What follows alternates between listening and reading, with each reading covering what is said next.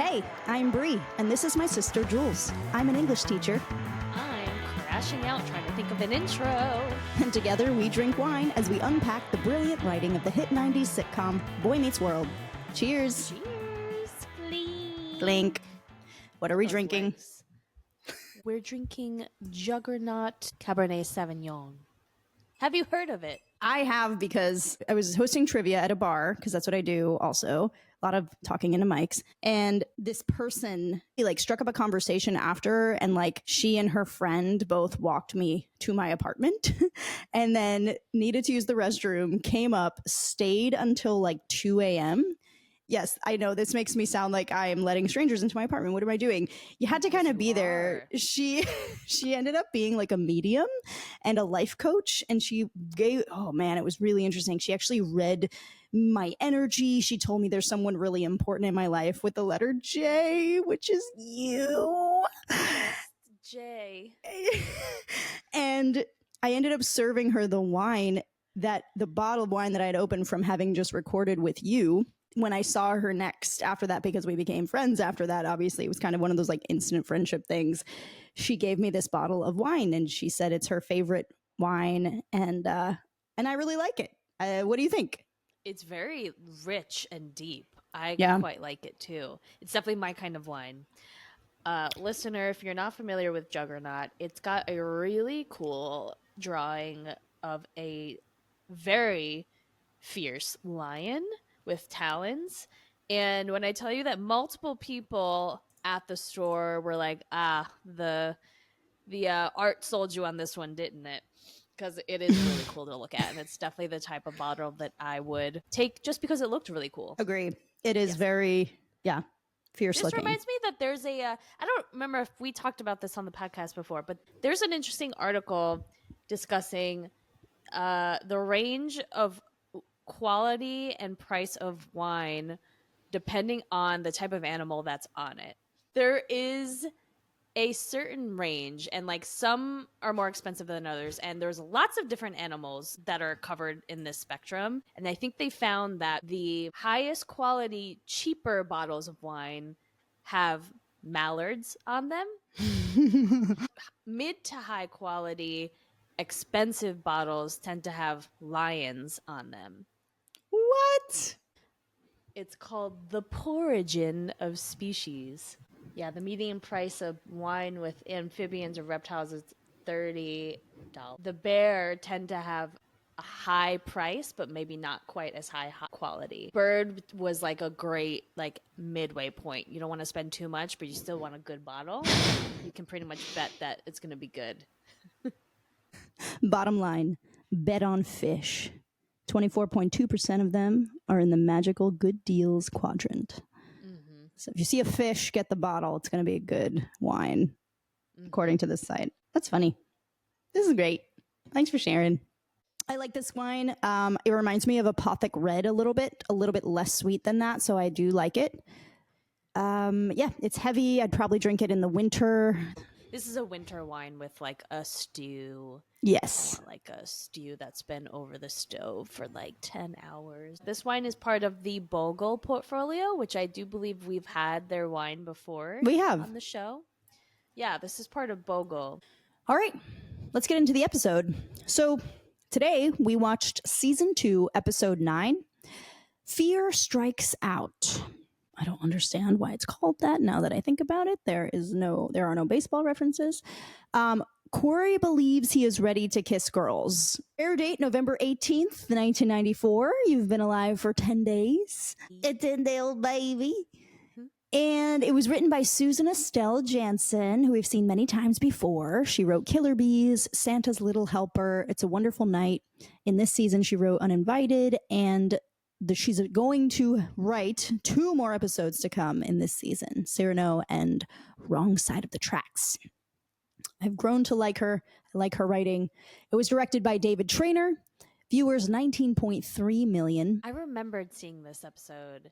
It's Me rare too. that I remember them. And this one, I was like, something about this I remembered. It's so 90s to me. I loved it. Everyone's outfits were fire in this episode. Topanga's outfit on the date, I was like, yes, I loved it. Did you notice the buttons? No. They were sunflowers with like petals made of cotton. Yeah. I love it. It was super 90s. Why were sunflowers such a thing in the 90s? I feel like everyone had a sunflower dress. Or like a sunflower on their hat. Yes! A floppy hat with a sunflower on it. Yeah. Yeah. Totally.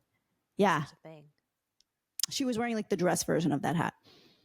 And then, but all the guys had these like cool, like white tee with a collared shirt with like a cool graphic that was very minimalist and chic.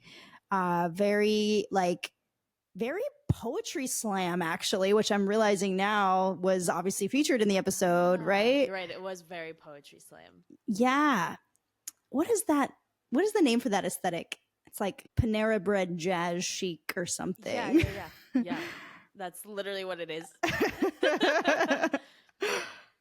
I, again, didn't love a truth that was being accepted that was not being challenged. So the sort of thing that was being normalized was that guys don't want to be nice and that they need to be like tough and kind of like take charge and just kiss girls and while I'm at this point, I think a few years ago I would have been a lot more like, no, this is the problem, this is like why we've like created this society in which men feel that they can just ignore boundaries and have their way with women and do what they want and like grab them and kiss them and feel them and touch them and lock them in rooms and do horrible things.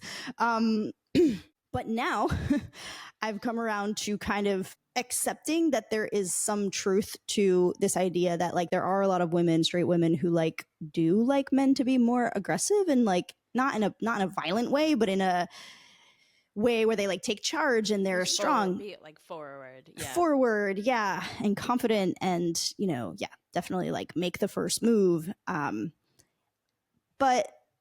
I don't love this idea that like boys need to suppress any niceness or they can't be nice. That worried me. There's nothing wrong with being nice, and in fact being nice is super attractive. And I knew what he meant by like nice guy, but I wished there was something from the adults that kind of just like confirmed that being a good person should be number one, and that like here's a healthy way to be assertive while also still being kind. I guess I'm blabbing. I'm probably going to cut this, but what do you think? I agree. It's not something that was in my head while watching it. I do think by the end it wasn't the resolution, so to speak, was not him taking charge and foregoing his nice guy status. I think they both mutually decided to kiss, which I think is a great message. It didn't feel like she was the aggressor, he was the aggressor. They both felt like that was the right moment to do that. Yeah. And in the end, right I'm jumping ahead, but at the very end, when Topanga checks in on him and all of her friends are like giggling in the background, like, "Hi, Cory," that was as a result of like him being generally a good guy. And I'm specifically using the word good guy versus nice guy because you don't want to mistake like nice guy syndrome versus being a genuinely good human. And that's what Cory is. He wasn't a nice guy. He wasn't an aggressor. He was a good person in the way that Cory is. He's very true to himself. Yeah. I loved how authentic he was. I loved that Topanga gave him space to do that. And she was like, look, we don't have to do anything you don't want to do. And I loved the conversation they had at the poetry house after, when she was like, girls don't know what they're doing either. Like, no one knows what they're doing, and he, made that comment like, it's so easy for you. You just have to like stand there and get kissed. And, I don't know. I don't want to always go the route of like, well, this is the problem and blah, blah, blah. Let's acknowledge, though, that there is a problem with people taking this too far with the message. If the message is skewed for young men, they believe that they need to constantly prove their masculinity because it's not a given. Just because you're a boy doesn't mean you are masculine for some reason, and so you have to prove it, right? And if you keep getting this message that like being kind or nice or listening or caring is, a problem, if that it's feminine and therefore a problem, which is a whole other issue, right? Because what does that mean about girls, like, and how we value them, and then they can go too far in the other direction, and they can be aggressive and mean in order to keep proving their masculinity. So I will say, like, I think the show did a great job because the show consistently does a great job with Cory as a person, as a character, because he is authentic and maneuvering life deftly despite his hiccups, never really succeeding by doing the wrong thing, if that makes sense. Like, he only ever succeeds in what he wants to, like, he achieves what he wants when he is honest and true. And if he does get something having done the wrong thing, he doesn't feel right about it. And I think that that's what makes him a really admirable character. Sorry, I don't know if that was like a thought thread that followed through for you, but that's the direction my brain went. So we start off in the cafeteria, and Cory and Shawn are talking about going to a party where they're going to play 7 Minutes in Heaven. Did you ever play that game? No. Did you? No. Did you ever go to a party where that game was being played? I don't think so. I don't have a memory of going to a party like that, not even like Spin the Bottle. I don't remember that ever happening. Yeah. Like the most like party I went to like in middle school was going to a friend's house, and there were like boys and girls there, and like the parents weren't really that much around, and we would just like play like hip hop music and like dance a little bit. That was risque. Yeah, we were pretty innocent kids. I think that's why we love Cory so much, because we relate to him. I've definitely been at parties where there was Spin the Bottle being played, but I think it was in like college. Like, I think that people were playing it kind of ironically in college, but it was still happening, and people were definitely doing it. Yeah, definitely not like middle school. I think that was too young. Like, we were too awkward and uncomfortable, and but I do know that there were people playing it. Like, there was a group of people in my grade that were definitely doing that. I just wasn't a part of that group. Anyway, so they're talking about it, and Cory's like, like, how do you find the girl? And Shawn's like, with your lips. And Cory's like, I'm gonna like this game. So in the first 2 seconds, he's really confident, and then Eric walks by.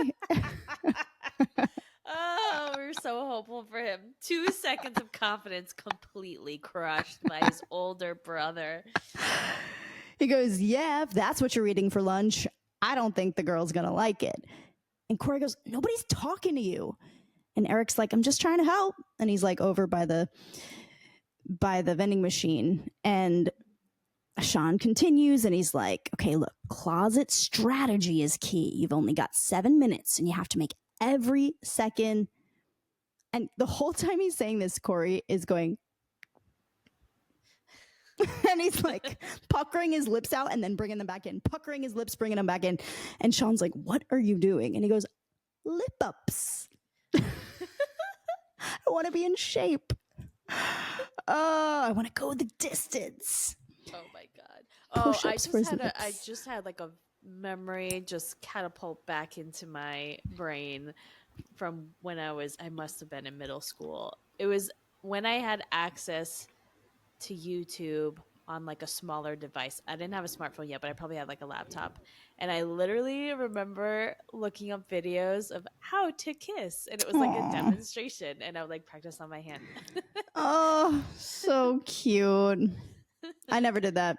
I don't know. I just knew it was going to happen. Like, it was going to I just know myself, and like, I can't plan for anything because I'm just going to say and do what happens in the moment anyway. Like, I'm such a goober dweeb. Like, I'll just forget everything. So I was like, I'm just going to let it happen. It's all going to unfold as it does. Like, who was your first kiss? Quillen Punello. Oh my God, I forgot. Yeah, you're right. It is Quillen.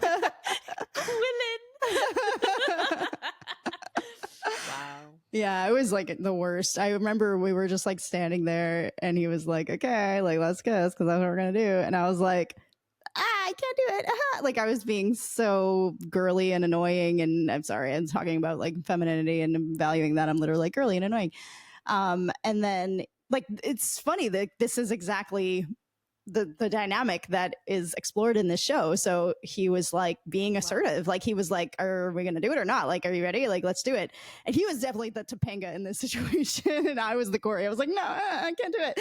And then I think I finally just like did it, but I just like closed my eyes and was like, ah, like I like it was not good. Like I just was trying to like do it to get it over with. And and it never happened again, surprisingly. Thrills? No, there wasn't like this moment of like, oh, that was disgusting and I hated it. It wasn't that at all. It was just me being way too in my head and not really being in the moment and like even appreciating or liking it because it was scary and it was all about like overcoming the like narrative of the fact that this was my first kid. Like I wasn't really like doing it because I wanted to. I was doing it because I was like, it's time. It's time. I want it over with. Yeah. Yeah. Absolutely. What about you? My first kiss was Brian Link. Oh my God, I knew this and I wanted to forget it. Oh no. Oh. But it was like the same dynamic of I was not going to initiate because I was like, and then yeah, he was the confident one. I was like, okay. Interesting. It was a good first kiss. I don't regret it. Oh, okay. I have since become much better at kissing. At the time, I was really bad at it. Nice. Yeah. So Cory's like, I want to go the distance, doing his lip ups. And Eric walks by, just goes tick, tick, tick, tick. Cory's like, what? Eric goes, time bomb. And then he walks away. I was like, what is he talking about? And Shawn was like, just ignore him. And Cory's like, he's just playing some game. Like, I don't know what he's up to, whatever. And then this like very beautiful teacher walks in and Mr. Turner and Mr. Feeney are sitting at a cafeteria table eating lunch with the students. Not like with them at the same table, but like in the cafeteria while they're eating lunch. And the teacher sits at like a nearby table.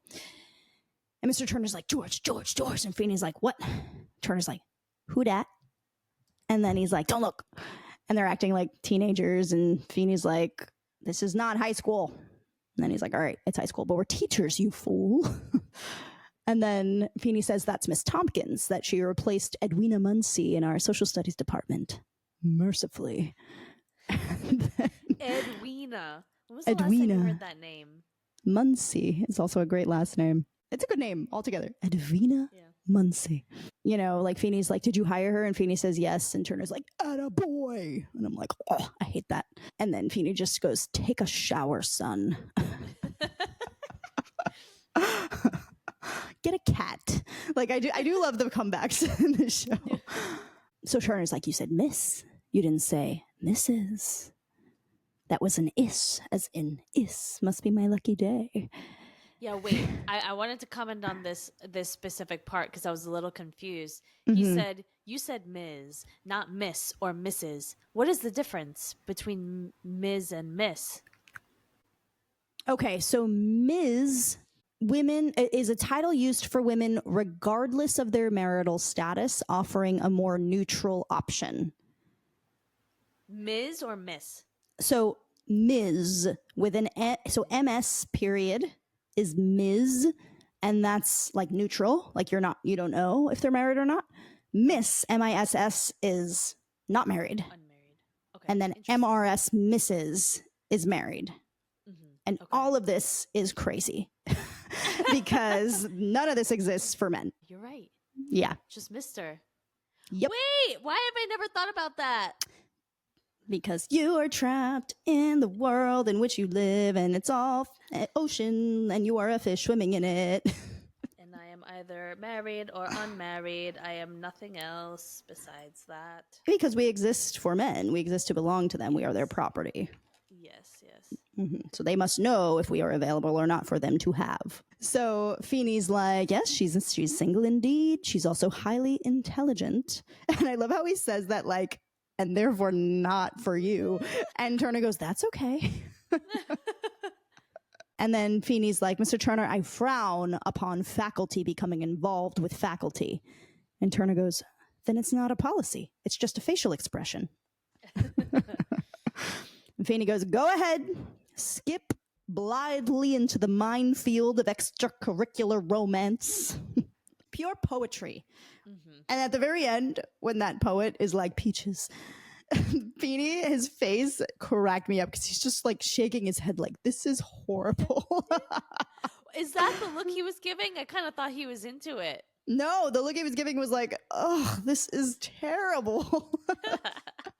Because he writes poetry without even trying. Skip blithely into the minefield of extracurricular romance. Wow. It's brilliant. So Turner goes, thanks. I'm just going over to say hi. Welcome her to our school. How's my hair? Feeney goes, long. That's the perfect answer for him to give. Right? You hoodlum. So he goes over, and then we cut to Shawn and Cory talking, and, you know, Cory can't focus. Shawn's like, did what Eric said bother you? And Cory's like, no, not at all. In fact, I'm going over there right now to tell him how much it's not bothering me. So he goes over to Eric. Hi. Eric's like, Cory, what a surprise. Eric basically explains to him that because he's eating beanie weenie casserole, which took me a second, but means like beans and hot dogs, right? Like, ooh, beanie weenie. You're just asking for bubble guts. Bubble guts. That basically, because he's going to be nervous later for the party, if he has intestines full of beanie weenie casserole, that when he goes to kiss a girl, he's going to fart. And stink up the tiny closet. But the way he tells him is he's like, do you get tense thinking about kissing a girl? And Cory's like, no, I get alert.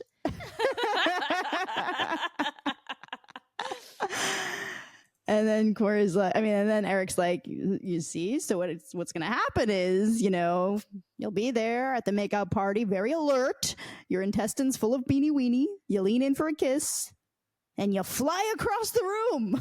Which again, took me a second. Then I was like, oh my God, because it's going to be like a cartoon, and the wind from his fart is going to blow him out the door. And then he cracks his soda. Yeah, really funny. I really like that a lot. But I also couldn't help but wonder the reason why they just didn't come out and say that he was going to fart. Is it like one, too obvious and cheap to say that? I think so. Yeah. It wouldn't have been as funny. Yeah. Yeah. And it would have been like blunt. It just would have been like, you're going to fart. Like, I guess that would be kind of funny, but it would just have been a very different kind of joke. They couldn't say fart so bluntly in front of Mr. Feeney. So we're at the party. By the way, I was like obsessed with the basement at this party. Was it the same basement of that annoying, really mean girl, or did they just reuse the set? I mean, they reused the set, but it wasn't her house. It was decorated totally differently. I just liked the green sconces and like the wood paneled walls, and I felt like there was a fish on the wall. Like, it just had this like cool old study feel to it with like dusty books and cigar smoke. Like, I don't know. I just got like a vibe from it, and I was like, this is a cool place to have a party. And I also was thinking a lot in this episode about like parents who let their kids have these parties, because I feel like we grew up in a household where this would have been like really taboo. Like, if it was on the table that maybe there would be making out at a party, I feel like our parents would have not allowed us to go. I believe that there are parents who purposefully turn away and allow their kids to have space to explore kissing and, you know, exploring each other. Yeah, it's in like a controlled environment. Right? Yeah. It's like, if you're going to do a little bit, I'd rather you do it in the house, you know, like that's the mentality. Yeah. And I was like, now that I'm older and looking back, I understand the terror and the fear, because you have to really trust your kid not to go too far. I mean, this is literally how kids get pregnant and stuff, you know, like, so having a bunch of adolescents with hormones raging in an unsupervised space is terrifying to me. But at the same time, I do personally feel pretty stunted when it comes to romance and flirting I literally, we hadn't started recording yet when I was telling you this story. I'll repeat it now. Like, I was literally at a poetry event last night, and there were a couple of people there that I have like crushes on. I'm single. I'm kind of out there. I'm like, and I found myself totally unable to flirt in a way that was cool and calm and charming. Maybe I was to an extent, but then if it ever crossed to like, now it's time to exchange numbers, or like maybe it's time to like really kind of make eye contact and show them that you're interested, I found myself really flitting my eyes away and being really nervous and like being unable to. I'm 34 years old. Like, I shouldn't still be this nervous, but this has been me forever. And I wonder if I had I probably would still be a mess, but like if I had experiences as an adolescent where I could experiment with kissing and, experiment with flirting and with, speaking to people in that way that is different from when you're just talking to a person you're not romantically interested in, right? Like, when you're romantically interested in someone, there's a different way that you communicate with them. And I've sort of been a serial monogamist. And so I quickly get past that first stage and I move right into, cool, so we're together now. And the sort of courting process is something that's always eluded me a little bit.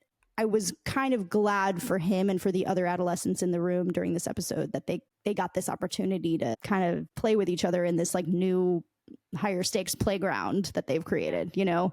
And having the comfort of your friends with you to like hype you up and also like cool the tension and kind of fill in the gaps, so to speak. Totally. Yeah. Like, all day today, I was thinking about my interaction with this one person last night, and I was like, I was regretting not giving my number to them, and I was regretting that I didn't make more eye contact, because I have this like really weird thing with eye contact where I have honestly looked into like if I'm on the spectrum, because I like truly have such difficulty maintaining eye contact with people.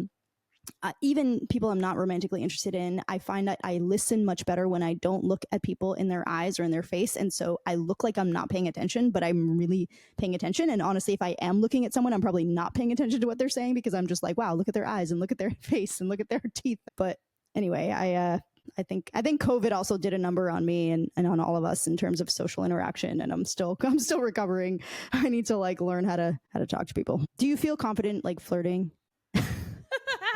No, not at all. I don't think I ever flirt. And I think that is a defense mechanism that I don't flirt, because I'm scared of rejection. And so I just don't do it. Same. And if somebody's flirting with me, I'm probably not flirting back unless it's very obvious that you're flirting with me. And then I'll do it if I'm into you. So like all of those stars need to align, and then I'll flirt. Otherwise I don't. What does flirting look like? Oh God. From me or from somebody else? From you. From me? Oh God. I don't know. It's kind of embarrassing. It's like in its nature, it's embarrassing, right? Yeah, I don't know. Yeah. Yeah. If anything, it's like it's probably like less about like the words I say and more about eye contact, physical touch, things like that. Yeah. Like the little social cues is where I think I kind of come in with my flirtation if I'm feeling it. Yeah. So we're in the party and Shawn goes, "This is great. All the girls brought their lips."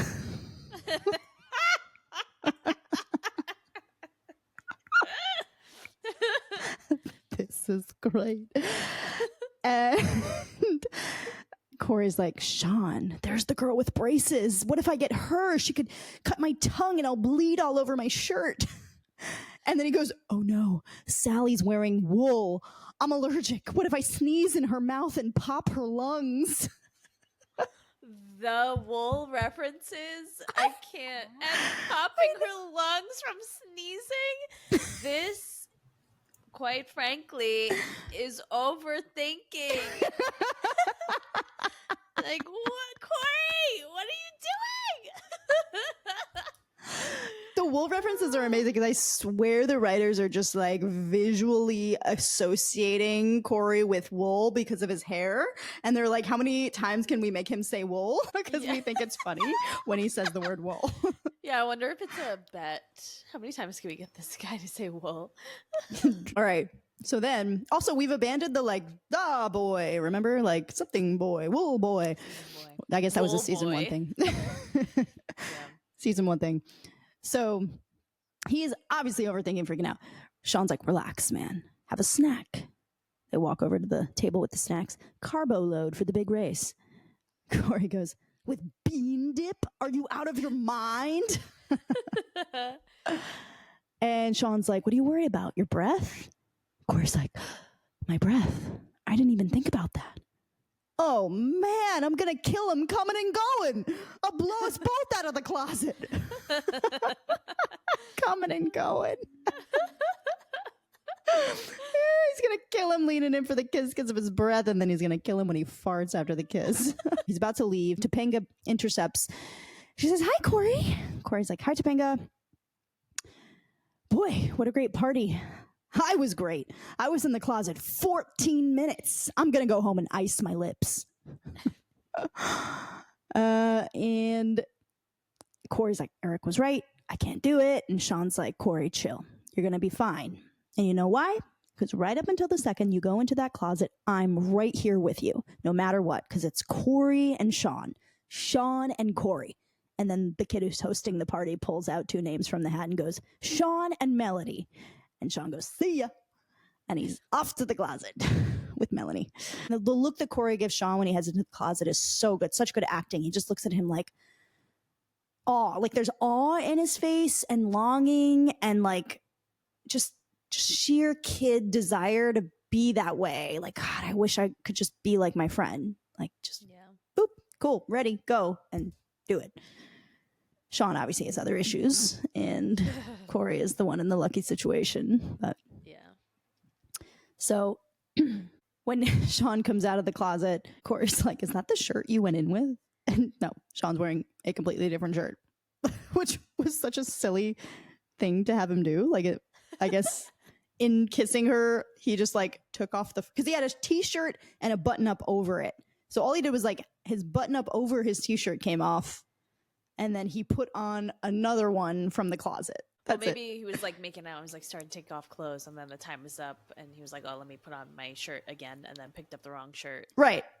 Yeah. Clothing coming off in 7th grade. Shocking. Ooh, that's not supposed to happen until 9th grade at least. 9th grade. Why am I such a prude with kids? I'm just like 9th grade is still so young.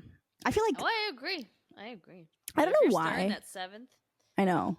I don't know why, but for me, like 17. I know that's like crazy because 16 is like probably what most people agree on, but like 17, I'm like, right. 17, I 17. felt like, okay, something is shifting in my brain.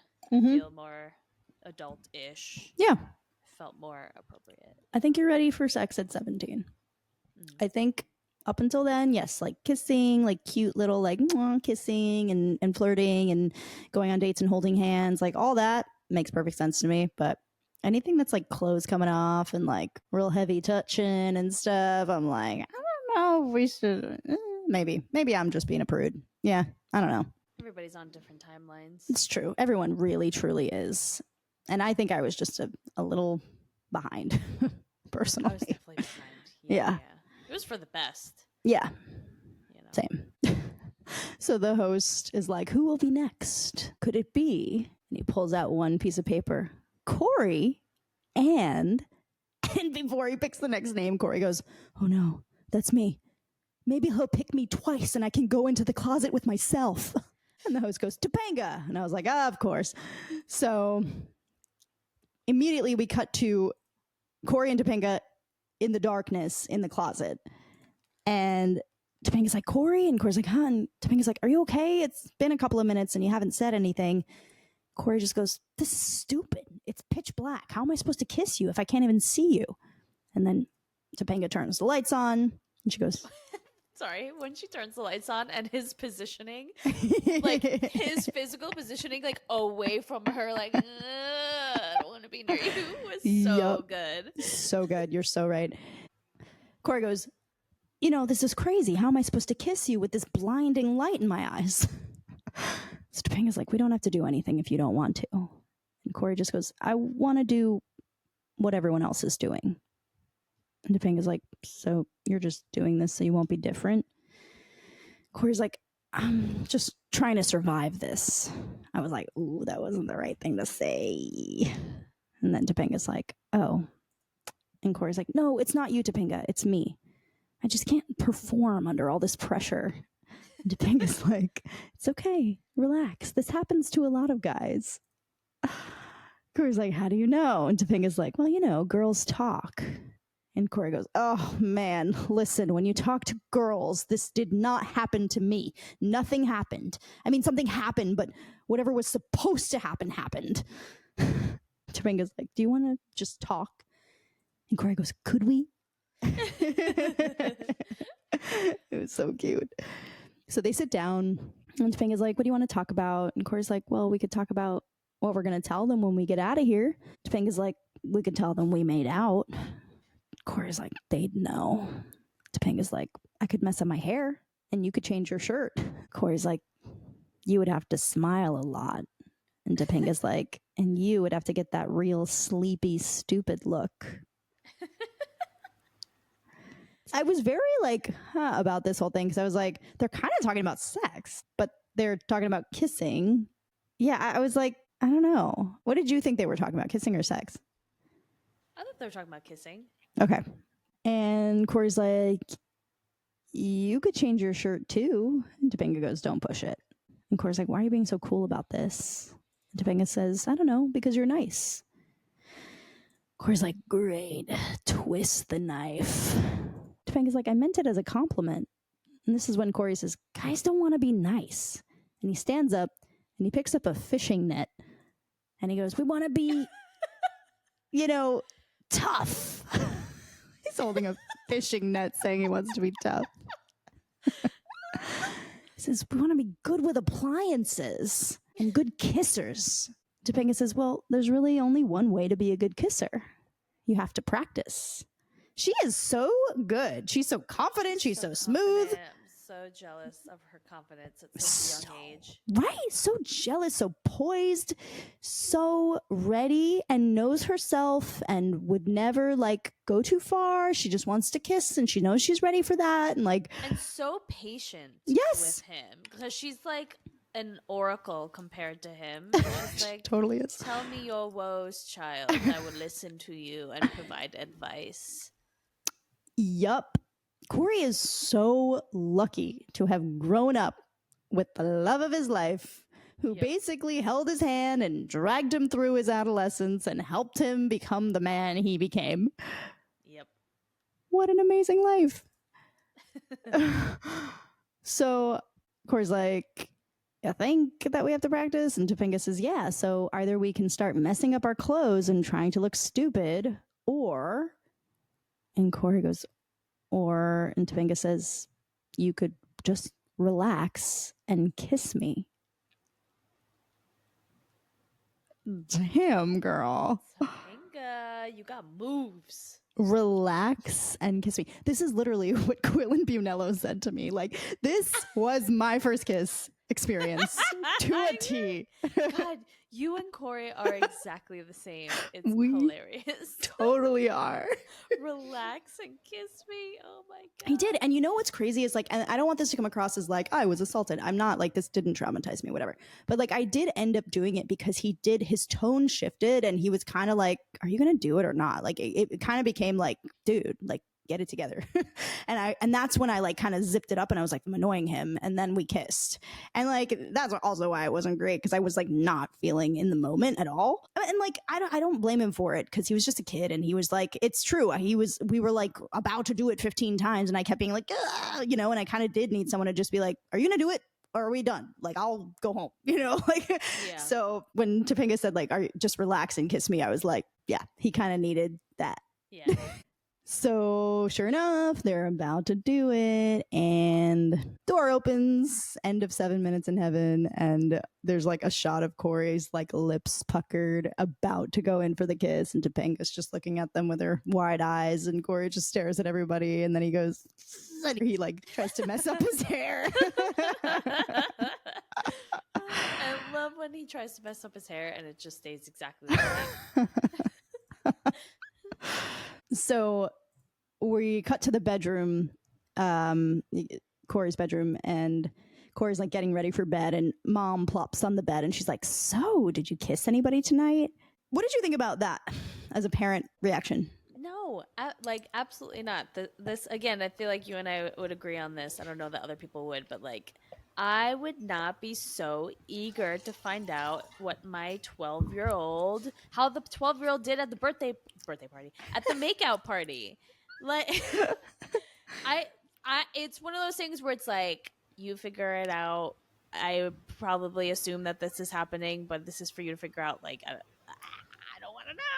Yeah. And maybe that's not good. Maybe I should have a conversation. But this whole like, how did it go? Did you kiss somebody? No. Yeah. When Alan and Amy walk out, Eric comes out of the bathroom and he's like, "So, Studley, what happened? Tell me."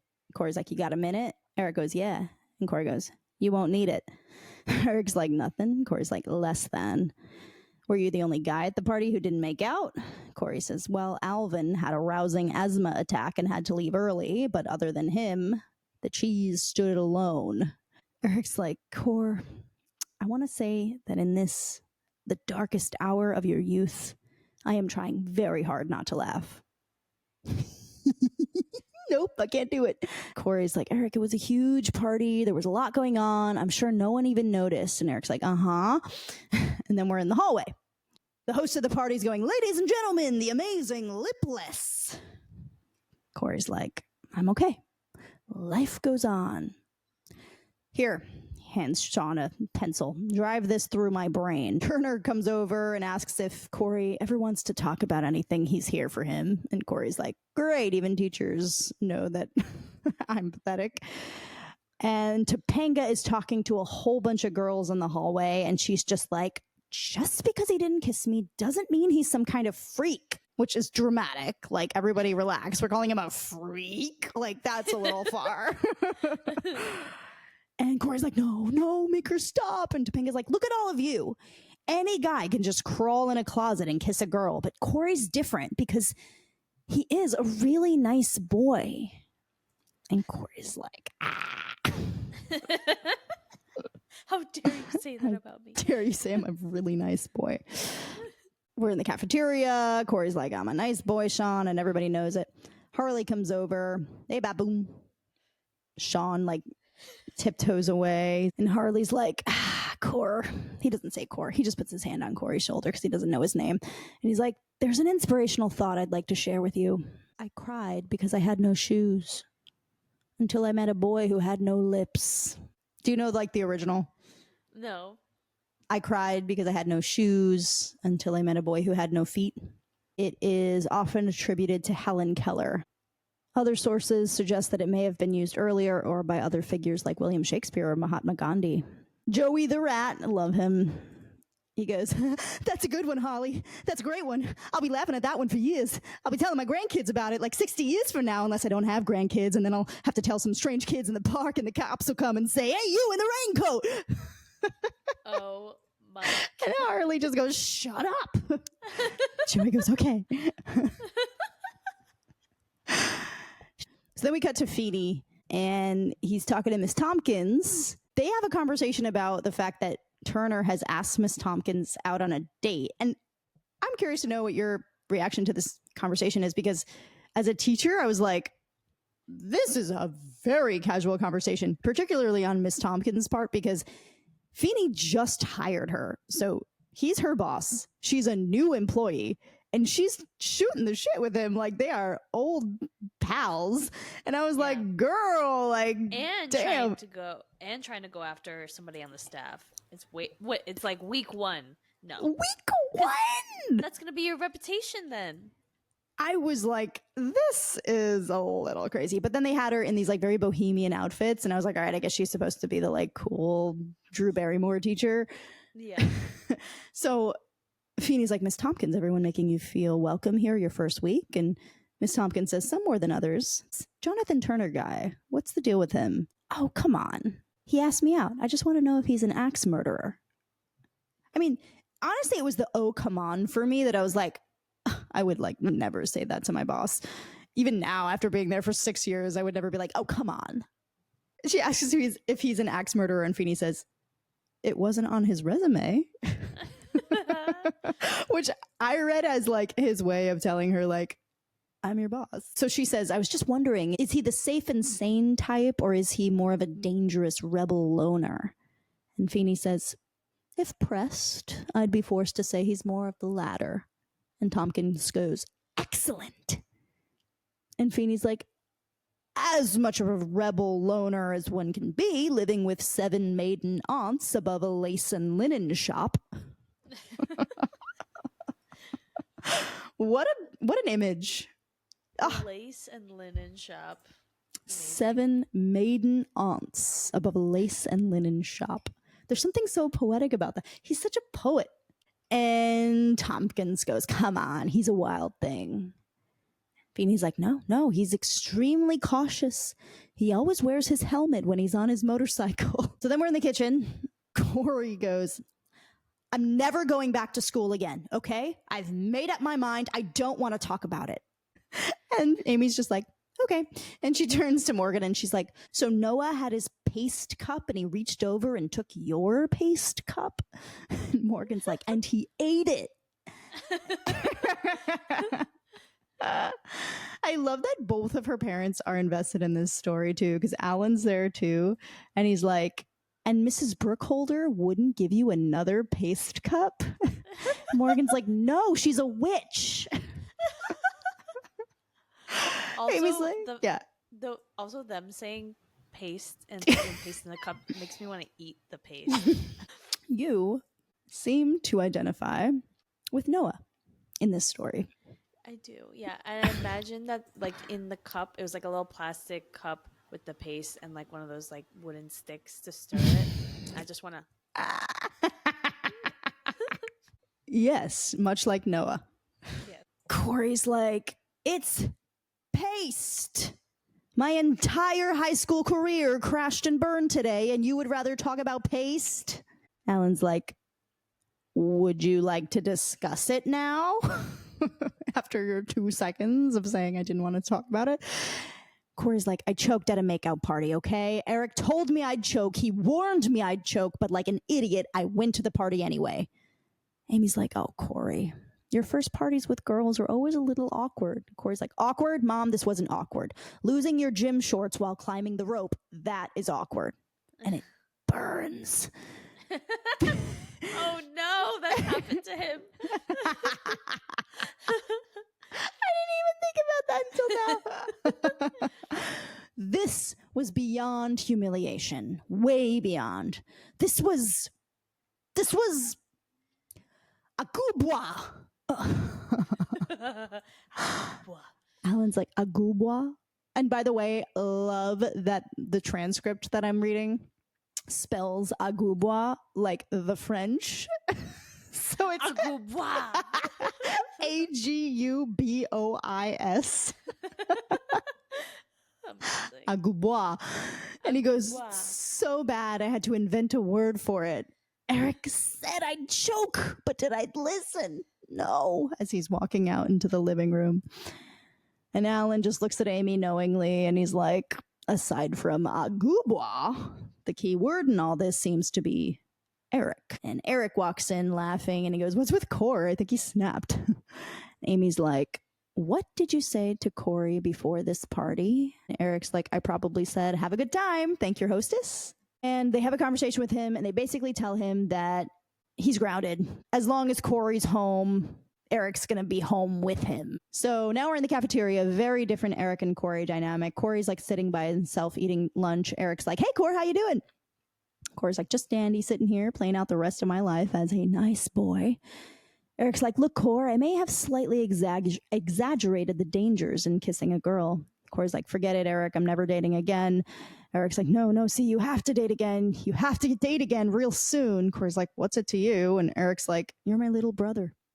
Your pain is my pain. If you're sitting at home on a Saturday night, it's like I'm sitting at home on a Saturday night. You got to get back out there, man. And they have this conversation about like taking off the training wheels from his bike. And Eric basically just says, so, you needed your training wheels on for a bit longer. You need a no pressure date to get your confidence back. And Eric decides he's going to take Cory someplace so unromantic, nobody will want to kiss anybody. And they decide that he's going to take Topanga. Cory's like, who am I going to take? I mean, no one's talking to me but Shawn and Topanga. And Eric just goes, take Shawn. And Cory goes, nah, Topanga. And Eric goes, you animal. We cut to what is obviously the set for Chubby's with a lot of tapestries. So it has now become like a basement cafe where they do stand-up like slam poetry, like open mic nights. I was really looking at all the decor because I wanted to see how the set designers were like, how do we turn this into a cool bohemian poetry? A lot of zigzags. Oh. A lot of squiggles and zigzags and squares. Interesting. Is it still Panera Jazz, or is Little it bit also that like what is the name of that style? You and I were talking about the squiggly 90s thing. Squiggly 90s with like a cat playing the saxophone. I don't know. And like a fedora. Like that it's like that Tennessee license plate with the cat. It's like a cat. I think he's got sunglasses on. He's playing the saxophone. Yeah, it's very like Friends apartment. They're in this place, and it's so funny because Eric's like the least romantic place ever. Meanwhile, the minute I was like, oh, they're in a poetry cafe, I was like, that's awesome. That's exactly where I'd want to go on my first date. I know. I was like, this is perfect, actually. I love it. Right? So mature because they're so mature. Right? It's cute. There's couches everywhere. There's no alcohol, so it's like perfect for middle schoolers, and they could just have like I love that Topanga wants a decaf coffee. Like it's great. It's perfect. Yeah, I was like, oh my god, this is actually great. No pressure. And sure enough, of course, like the poetry they're reading is like the most sensual poetry ever, but we'll get there. Frankie is on stage with his first poem. Frankie the poet. So he goes, this is for all my friends who choose to remain anonymous. And his friends are like... They're like hiding there. Yeah. Poem of the fierce and bloodthirsty samurai warrior. Cherry trees are blooming. On the third evening, the last flower dies and falls. Thank you. It was so good. You're right, that is good. I loved it. Topanga waves Cory over to where she found a spot for them. And Cory's like, I like this place. Oh my God, I just realized Cory never even found a spot for them to sit. Like, he's literally doing nothing. She got her own coffee. She's finding them a place to sit. Like, boy. Cory. Figure it out. Together. So Cory's like, I like this place. It's friendly. It's homey. There's something about it. Topanga's like, it's not a closet. And Cory's like, you noticed that too. And then Topanga's like, Cory, you weren't the only nervous person in that closet. Cory's like, no way. Topanga says, no, really, all those people outside listening, waiting. And that's when we get the line, yeah, but you girls have it so easy. You just have to stand there and wait to be kissed. Topanga's like, oh, please. Cory's like, what do you mean, oh, please? And Topanga says, speaking as a girl, we don't know what we're doing either. Cory's like, does anybody else know about this? Topanga's like, you're the first person I've told.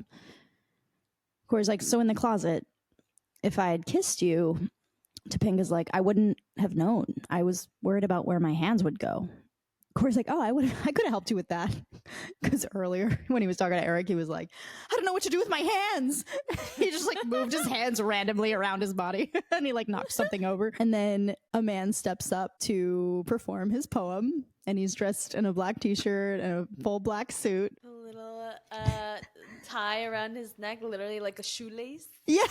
I was like, that is so 2016 coded. Yeah. And he goes, I call this one the photo session. Oh, no, but my favorite was the man who introduced him goes, let's welcome our next word painter, Donovan. So Donovan steps up and he's like, I call this one the photo session. Lights. And the lights go down and somebody with bongos starts banging. And he goes, peaches. Ripened in the sun. Hot and sweet. Juice wetting your lips. And as he's saying all your eyebrows, well, the face you're making is the face that one of the extras made. And I laughed out loud because the camera is panning everyone in the audience and it's not on Cory and Topanga yet. But everyone starts like, all the couples start leaning in. Like a couple of couples start actually kissing. A couple are just getting close. But there's like an extra in the back who, when the couple in front of her on the couch starts kissing, she literally looks at them like, whoa. Like, get a room. Like, oh my God. Like, she's so shocked. It's so funny. Wetting your lips. And then you hear the bongos and he goes, and you. I can't even say this part with a straight face. And you nibbling the soft flesh. Nibble. Nibble. Nibble. That's the funniest word. Nibble. Nibble. Is that your word of the day? I think it is. Nibble. Like they couldn't get too sensual with it, you know? Yeah. Because so I just thought it was the perfect ridiculous word to repeat. So as he's saying nibble, Cory and Topanga look at each other and they just like, their eyes are wide and then they like collapse into each other and kiss. That was a very interesting moment because that, to me, was them acting on pure, like, I'm into you. Yes. Instinct. Yeah. Yeah. Both of them. Yeah. Versus it wasn't like a let's get it over with or like I'll teach you and like we'll do this together. It was like we are into each other right now. Let's do it. And that's how it should be, right? Yeah. It shouldn't be this performative act for a bunch of people that are waiting outside of the closet for you to come out and show them what you look like after you've made out, Yeah. right? So real kiss happens and good for Cory. It's not their first kiss though, and it's not Cory's first kiss. Yeah. But this is their first mutual consensual kiss, which means Wait, what was their kiss before this? Topanga just pushed him against the wall and kissed him when he had duck hair. No, they kissed after that too. They did? They kiss during the wolf episode? That was their first mutual consensual kiss. You're so right. Ooh, they have been kissing. I love you. No, I love you. I love when you do it where you put one mouth over the other that's closed. It's so funny to me. Because your fingers bend in this way that's like so comical to me. They like bend up.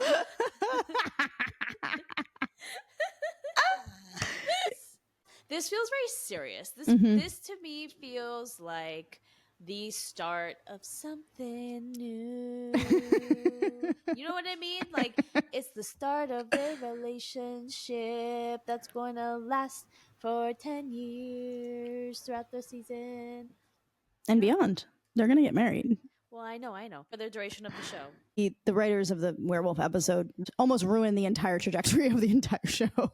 I felt like this episode was trying to rewrite their first kiss again and make it better, make it what it should be. Susan Estelle Jansen was like, everybody step aside. This is how you do it. Miss Tompkins flirts with Turner and we skip over to Cory and Shawn, and Cory's telling Shawn about like the poetry reading and how it's like a breakthrough in dating technology. And Shawn's like, you made out at a poetry reading? And Cory's like, oh, I love poetry now. And in fact, I'm thinking about becoming a poet. There once was a boy named Cory. And Eric chimes in. And this is cute. They're actually having like a brother moment where they're like on the same page and it's cute. And Eric's like, who now has an interesting story? And Cory's like, he learned about kissing. And Eric goes, and all he was missing. And Shawn just interjects, when he and Topanga made out. Which, of course, my English teacher mind was like, how would I finish that poem? Not an easy poem to finish. Hard line to write. What was he missing? Right? Yeah. Well, and it has to rhyme with Cory and story. And all he was missing was something, something, something with the da da ba da da da Cory, da da ba da da da story, something da da da da glory, Maury. Gory, Lori. was a chance to establish his glory. I don't know. Cory's like, Shawn, can you say summer school? So Topanga walks by. She says, hi, Cory. Cory says, hi, Topanga. And Topanga's just like, well, see ya. And Cory's like, see ya. And the girls all around Topanga are like, nee. And so they basically have the same interaction that like Turner and Miss Tompkins had, where she walks by, says hi, he says hi, and they like flirt. And Cory's just like, when are they going to leave me alone? So now he's like kind of popular. And we just get a little button or a tag where we're back in the poetry cafe. The same poet, Donovan, is on stage. He's doing another Peaches poem, but this time everyone's in the cafe. So Shawn's there with a date. Turner's there with his date. Cory's parents are there with each other. Cory's there with, like, everybody's there. Even Feeney is there with a date. The poet's like, I call this one canned food aisle, which I already laughed. Lights. Clean peaches in heavy syrup. Syrup that drips from your tongue. Drips. Drips. Drips from your tongue. Fills your mouth with sweetness and makes you want more. More. That one was a lot more sensual, in my opinion, with the drips and the syrup and the. I was like, oh my god! And of course, that's when we get the shot at the end with Feeney, like, oh god! Like, it was just like probably a combination of like, this is really graphic sexually, and then also this poetry is terrible. It's just a bunch of words, man. I think my takeaway is I'm going to start paying more attention to how I flirt. Yep. Because I honestly don't think I'm very good at it, and I would like to be better at it. I want to be more smooth. Yeah. And I'm going to try to work at that. Totally. I have two takeaways. I'm also going to work on the flirt. It's not hot when a person is fluttery and anxious and nervous. It's much hotter when they're sure and confident and know what they want. So I'm going to try to tap into that energy. And then also I'm going to remember that adolescents do need to have chances to take risks with each other and flirt and kiss and try that stuff. Because I think I can err on the side of conservatism with that stuff, and I get very like, no, not until you're older, like this is inappropriate, and I think there's harm that's done when you're made to feel ashamed of feelings of attraction, and you're made to feel like you can't do any of that stuff, and then all of a sudden you're at an age where it's like, why aren't you doing any of this stuff? And you're like, what? I was told that it was bad and wrong forever, and now you want me to just like be good at it, and I think I'm kind of the product of that a little bit, where I was raised to believe that flirting and kissing were like kind of bad, like they were naughty, so it kind of messed with me a little bit. I think I don't have like a healthy relationship with like flirting sometimes, not all the time. That's not really true, but like I'm not totally broken. I just could stand to be a little more confident. And I think rewatching this episode was a good way for me to be like, I probably should have had a childhood where I was like playing spin the bottle and kissing a little more and like experimenting with the stuff. I didn't. So I have to deal with that now, but maybe I can start to try to pretend I did, where would I be at now if I had, gotten all those jitters out as an adolescent and sort of matured past that? Because I do feel a little bit stunted sometimes. Like I can still feel like an adolescent, and I'm like, grow up. Like you're 34 years old. Like, ask a person for their freaking number and text them and be confident. Yeah, I get that. Thank you so much for listening. Rate and review us. Please give us 5 stars, and please subscribe wherever you can, because it really helps. Follow us at Boy Meets Wine Podcast. Name of the wine that we had today is Juggernaut Cabernet Sauvignon. Theme song credit goes to Julia Rosa. And next week's episode is Season 2, Episode 10, Sister Teresa. Cory learns that it takes more than manners to be a gentleman. Cheers!